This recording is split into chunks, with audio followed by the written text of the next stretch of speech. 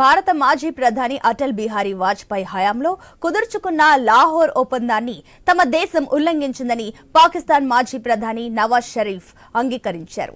తన party PML-N సమావేశం సందర్భంగా జరిగిన కార్యక్రమంలో నవాజ్ మాట్లాడారు.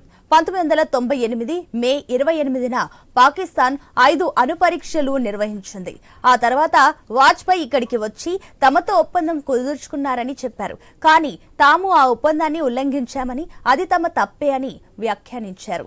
పాకిస్తాన్ సుప్రీంకోర్టు అనర్హుడిగా ప్రకటించిన తర్వాత పీఎంఎల్ఎన్ జనరల్ కౌన్సిల్ సమావేశంలో ఆయనను అధ్యక్షుడిగా ఎన్నుకున్నారు. పాకిస్తాన్ను అణు పరీక్షలు చేయకుండా ఆపేందుకు బిల్ క్లింటన్ $5 బిలియన్ ఆఫర్ చేశారు. కానీ తాను దానికి నిరాకరించానని నవాజ్ షరీఫ్ చెప్పారు. ఒకవేళ ఇమ్రాన్ ఖాన్ తన సీటులో ఉన్నట్లయితే అతను క్లింటన్ ఆఫర్ను అంగీకరించి ఉండేవాడని చెప్పారు.